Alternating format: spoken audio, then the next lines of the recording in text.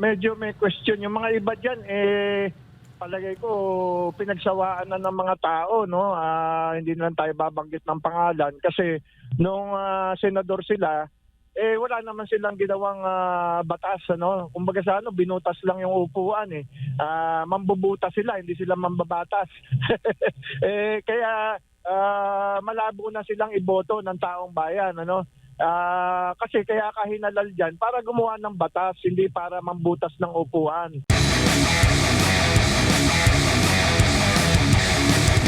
Prof, at kabi-kabila na nga yung mga ginagawang rallies, no, ng mga kandidato o mga kakandidato po sa darating na halalan. Merong alyansa at meron din dito na ini-endorso po ni President Bongbong Marcos at ni dati Pangulong Rodrigo Duterte, itong kanyang mga senatorial candidates. Unang-una siguro, ano bang masasabi mo? Ano ba yung mga pumatok at nakikita po ninyo doon sa mga rally? Itong sa side po ng Pangulong Bongbong Marcos Jr. o itong kay dati Pangulong Rodrigo Duterte? Medyo sa pagdating sa mga artista, medyo lamang yung grupo ni President Duterte, no, kasi nandiyan si Robin Padilla, nandiyan si Philip Salvador. Alam mo naman ng mga Pilipino, pagka artista talagang dinudumog, ano. Kaya sa tingin ko, in my humble experience of several decades sa politika, malakas ang hatak nitong Philip Salvador at saka Robin Padilla, whether we like it or not. Opo, at yung dami ng mga taong dumadalo, Prof, sa mga rallies ng mga Duterte senatorial candidates, ito rin ba yung mga naging dahilan, di ba? Naalala mo, may pahayag ang Pangulong Bongbong Marcos o ng Malacanang ba na hindi magpapakampante na sa kanilang ginagawang rallies din sa pagpopromote, pag-endorso ng kanilang mga kandidato? Well, dumadami yung nandun sa rallies ng administration pagka nandun yung Itbulaga group, no.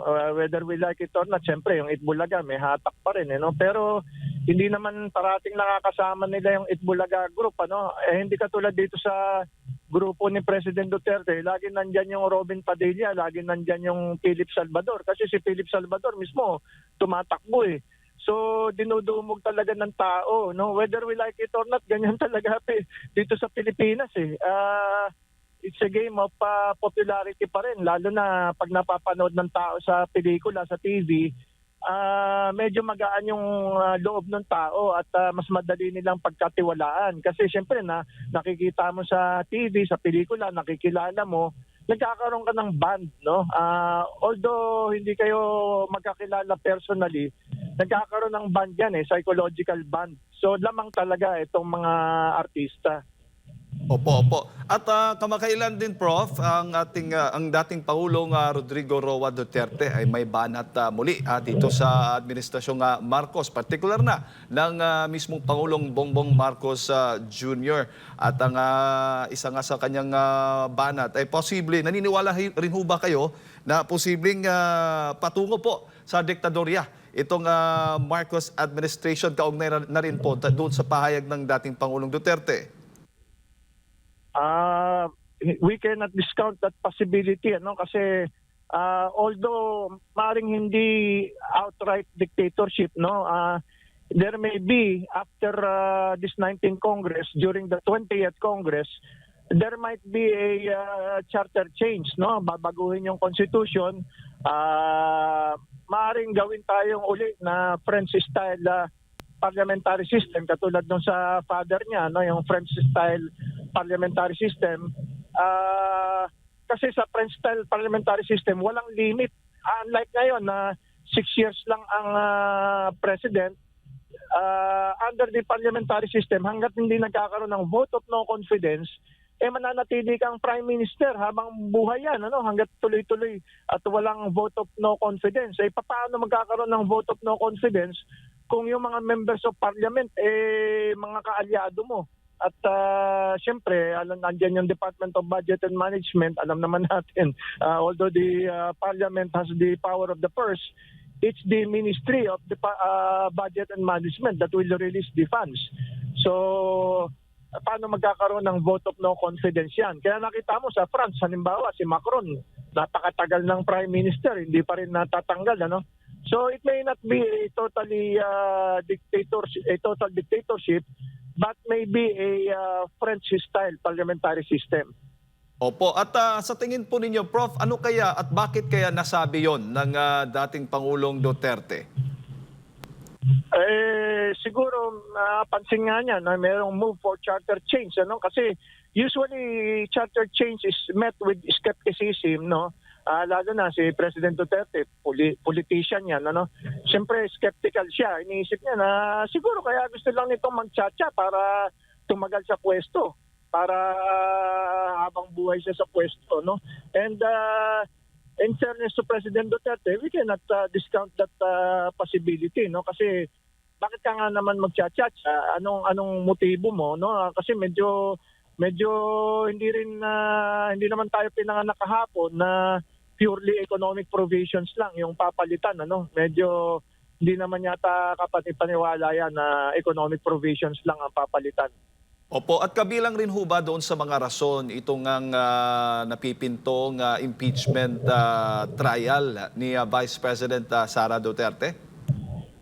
Yan, isa na yan, ano? Bakit gustong magkaroon ng perpetual disqualification from holding public office itong si Vice President? Kasi pag perpetual disqualification from holding public office, ibig sabihin hindi na pwedeng tumakbo as a member of parliament to become prime minister at hindi na pwedeng tumakbo for president si Sara Duterte kung she is pronounced by the impeachment court as quote-unquote guilty, no? Alam naman natin it's a numbers game, ano? You may not be guilty as far as the law is concerned, pero sa taasan ng kamay guilty ka, no? At wala tayong magagawa, yan ang nakasulat sa Constitution, eh. It's a numbers game, no? Yung si Erap nga kawawa dahil hindi man lang na-convict, natanggal na sa pwesto. And then later on, nung binuksan yung envelope na pinagtatalunan, hindi pala talaga si Erap yung may-ari nung bank deposits, kundi si Jose Velarde talaga. Pero natanggal na siya sa pwesto. Yan ang hindi maganda sa 1987 Constitution natin. Opo, at kaya nakikita natin, Prof, na todo yung pag-endorso ni Pangulong Bongbong Marcos sa kanyang mga kandidato sa pagka-senador. Kaya kung sakali man na itong lahat ay papasok sa Senado sa susunod nga na pagbubukas ng Kongreso, ito na yung magiging dahilan o baga dadami yung papabor doon nga sa pagpapatanggal o pagpapa-impeach kay Vice President Sara Duterte. Oo. At tandaan natin, kung hindi man siya ma-convict ng impeachment court, nandyan pa rin yung charter change, no? Ngayon, kung mananalo lahat ng mga kandidato ni President Bongbong Marcos na mga senador, abay, may utang na loob sila at boboto sila in favor of charter change kasi kinampanya sila ng husto ni Presidente. So may utang na loob sila. Kung hindi man ma-convict si Vice President Sara sa impeachment court, nandyan naman nakaamba yung charter change. Opo, kaya nga nakadepende na ngayon sa kamay ng ating mga kababayan sa kanilang mga boto kung pipiliin nila yung mga senador o senatorial candidates ng Administrasyong Marcos, yun ay kung gusto nilang mapa-impeach si Vice President Sara Duterte. At kung hindi naman, dito sila boboto sa mga kandidato ng Duterte camp. Oo, yung mga ayaw ma-impeach si Vice President Sara, well, dapat kung talagang ayaw nila ma-impeach si Vice President Sara, ayun ang iboboto nila, yung mga kandidato ni President Duterte, no? Katulad nila Philip Salvador and Pastor Quiboloy and Congressman Marcoleta and the others, no? Pero dapat pag-aktibuhin natin yung ating demokrasya at hindi lamang sa pagboto kundi sa pagbabantay na rin ng ating mga boto, no? Kasi kahit na computerized na yan, may mga possibility pa rin yung mga vote buying diyan. Hindi naman natin totally discount yung vote buying kasi wala namang resibo yan and it is done in secret. So kailangan medyo alerto ang taong bayan, ano? Opo, at ang Malacanang Prof ay may tugon, may sagot po doon sa naging banat po ni dating Pangulong Rodrigo Roa Duterte. Sabi po ng Executive Secretary Lucas Bersamin, isa pong budol na remark o tinatawag nga niyang one-man fake news factory. Ang pahayag po ng dating Pangulong Rodrigo Duterte, ano masasabi po ninyo? Well, in a sense, no? Kasi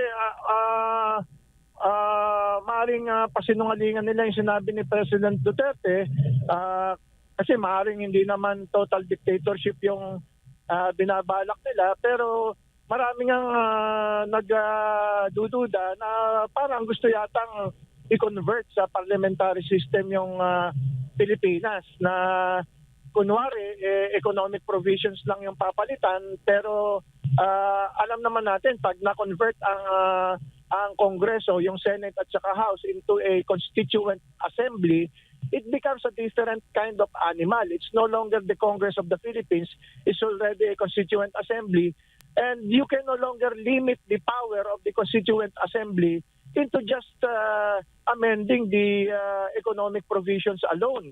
Ano kasi ang constituent assembly meron tinatawag na plenary powers, no? Pag may plenary powers ka, hindi ka pwedeng i-limit sa economic provisions alone. You can amend the political provisions, and you can even totally revise the constitution to make a totally different constitution, a totally different constitution from the one we have now. Opo, opo. Prof, bago ko lang ipasa kay partner Admar, malinaw po sa mga sinasabi natin dito na kapag ang Marcos administration sa ngayon ay nakikita po ninyo na lahat po ng kaniyang mga kritiko, lahat po ng mga humahadlang o humahadlang sa kanyang mga plano, mapapaalis. Posible itong sinasabi po na pahayag ni dating Pangulong Duterte magkakatotoo dahil nga nakikita natin yung mga, for example, itong mga kalyado na mga Duterte, nagurgur na o natanggal na. Itong mga vloggers na sumusuporta, nagbibigay ng mga impormasyon patungkol sa nangyayari ngayon sa ating pamahalaan, dahan-dahan unti-unti nang inaalis o tinatanggal ang kanilang mga platforms. Ito ngayon, ang pinag-uusapan natin, yung impeachment po ni Vice President Sara Duterte. Yan nga ang nakakalungkot, no? Palatandaan ng diktadurya yung pinagbabawal yung mga sa social media, no? Dapat kasi kahit na tawagin mo pang fake news yan o hindi totoo, meron kasabihan kasi na I may not agree with what you are saying, but I will defend to the death your right to say it, no? Dapat yan ang tunay na demokrasya, na pabayaan mo na may sufficient intelligence naman siguro ang Filipino people na hindi natin kinakailangan magbawal o mag-censor, no? Pabayaan mo kung kahit na fake news, pabayaan mo, at hindi naman paniniwalaan yan ng taong bayan kung totoong fake news yan, ano? Kasi matatalino naman ng mga Pilipino, no? Magkaroon tayo ng tiwala sa katalinuhan ng ating mga taong bayan. Magandang umaga po, Ginoong Pasyon, sir. Si Admar po ito. Doon po sa Good panig morning, Admar. ng maka-administrasyon na line-up, tinatawag silang alyansa para sa bagong Pilipinas. Pero ang naging puna po sa kanila ay hindi naman po mga bago ang kanilang mga kandidato, no? In fact, pinagmamalaki pa ni Marcos Jr. na matagal na sa posisyon na kanilang ina-applyan muli sa pagkasenador yung ilan po dito, kaya dapat daw iboto dahil mga veterano. Pero ang hangad nila ay bagong Pilipinas. Kung sila rin yung mga dati pa na namuno at walang bagong Pilipinas, do you think na tatangkilikin pa rin ito ng mga tao po, or mali lang yung kanilang naging messaging? Sa pananaw nyo po, Sir Mario? Medyo may question. Yung mga iba dyan, palagay ko pinagsawaan na ng mga tao, no? Hindi na tayo babanggit ng pangalan kasi nung senador sila, wala naman silang ginawang batas, ano. Kumbaga sa binutas lang yung upuan eh. Mambubutas sila, hindi sila mambabatas. Kaya malabo na silang iboto ng taong bayan, ano. Kasi kaya kahinalal dyan para gumawa ng batas, hindi para mambutas ng upuan. Na hindi ka na tumatayo, nabutas na yung upuan mo, hindi ka nagpa-participate sa mga debate, mahirap po yan. At meron po tayong anti-political dynasty provision sa ating constitution. Dapat pagbigyan naman yung mga wala pang sinasabing karanasan sa politika, yung mga bago naman. No, kasi kung talagang bagong Pilipinas yung ating tinatahak, pagbigyan naman yung mga bago na ni minsan ay hindi pa nasama sa politika, yung mga new faces, ika nga, ano. Katulad yan, si Robin Padilla, nagulat tayo lahat na magaling pala, no, matalino pala. Bagamat hindi siya nag-i-English, no, pero yung Tagalog niya, yung Pilipino niya, sa bagay, ang roots niya, Bulacan, ano. Tsaka matalino, no, nakakaintindi siya ng English pero ayaw niya magsalita ng English sapagkat minamahal niya yung sariling wika natin, no. Ganyan sana yung mga bago, yung mga fresh na walang, alam mo naman si Robin bago naging senador, wala namang pwesto sa gobyerno yan, no. Walang halal na pwesto sa gobyerno, first time niyang magkaroon ng halal na pwesto sa gobyerno nung naging senador siya, at napatunayan naman niya na may kakayahan siya. So sana bigyan naman yung mga walang experience sa elected position na makaupo naman sa elected position. Hindi na lang yung sila na lang sila parate, no? Meron diyan nagboxing lang, ano na, senador na kaagad, no? At dapat kasi yung may solid naman na ginawang mga batas at hindi yun ang bubutas lang ng mga upuan. Sir, ang puna rin ng marami o karamihan, lalo na sa mundo ng social media po, ay yung nakikita nila, napapanood nila dahil televised nga ito, either sa social media, napapanood nila, yung mismong pagtanggap ng tao sa dalawang partido, no? Dalawang kampo, dun sa kanilang mga kandidato in every lugar, napapansin po nila na hindi pilit ang pagtanggap ng tao dito po sa line-up ng dating administrasyon. Talagang hiyawan, bukang bibig yung pangalan pa rin ni dating Pangulong Rodrigo Duterte kumpara dito sa pambato ng administrasyon na kahit na hinahype sila, kahit na kinakawayan sila, pero medyo kapansin-pansin yung matamlay na approach po nila. Ang sapo na nga ng nababasa nga natin sa mga sa comment section na kung hindi lang din daw sa ayuda, hindi naman po madami daw yung mga tao, unlike doon sa kabila na organic daw. Ano po ang obserbasyon niyo po dito, Ginoong Pasyon? Well, napapansin din natin yan, ano, at yan dulot nung naaalala ng taong bayan na mas mura ang presyo ng mga bilihin, pati yung pamasahe sa jeep noong panahon ni President Duterte. Siyempre, ang taong bayan naghahanap ng pagbabalik sa mababang presyo ng bilihin. Kaya hindi mo maalis sa taong bayan na medyo mas excited sila sa line-up ni President Duterte kaysa sa line-up ng administrasyon, kasi na-identify yung present administration sa mataas na presyo ng bilihin, pati na sa mataas na halaga ng pamasahe sa LRT, sa MRT, sa bus, sa jeep, at gasolina, mahal, kuryente, tubig. So nagkakaroon ng pag-asa ang taong bayan na pag itong mga kandidato ni President Duterte ang manalo, ay baka sakaling magawa ng paraan at mapababa ang presyo ng kuryente, halimbawa tubig, gasolina, LPG, kerosene, pamasahe, pagkain, bigas, etc. No? Umaasa ang taong bayan diyan. At napakalaki ng, sabi nga ni President Estrada, empty stomach knows no law. Pagka ang taong bayan ay gutom na, wala nang kinikilalang batas yan. Kaya hindi tayo magugulat na ang mga kandidato ni President Duterte medyo mainit ang pagmamahal ng taong bayan sa mga yan sa kasalukuyan dahil nga sa nararanasan na matinding paghihirap ngayon ng taong bayan. Opo. Prof, dagdag ko lang po dito nga sa isang pahayag po ng isang tagapagsalita ng Philippine Coast Guard. Kaugnay nga po dito sa ating halalan at hinihikayat nga niya na dapat walang i-endorsong mga kandidato ngayong darating na halalan na sumusuporta dito sa or tinatawag na mga pro-China. Ano ho bang masasabi po ninyo dito?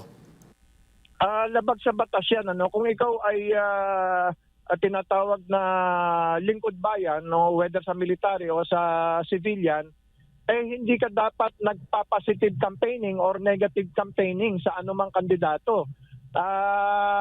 Kung meron kang patutsada na pro-China itong mga ilang kandidato, dapat matanggal ka sa pwesto. Wala kang karapatan diyan sapagkat negative campaigning yung ginagawa mo. Bilang isang professional military or civilian person in the government, dapat hindi ka nagko-komentaryo ng mga ganyan. No? Lalo na kung wala namang matibay na ebidensya. No? Paano mo naman nasabing pro-China itong mga ito? Anong matibay mong ebidensya?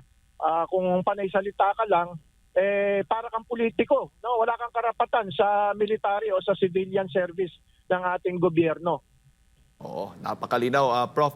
Siguro, Prof, huling mensahe po ninyo sa ating mga kababaeng nanonood po sa mga oras na ito. Mga igsoon, magsuri kayo ng maigi bago kayo bumoto at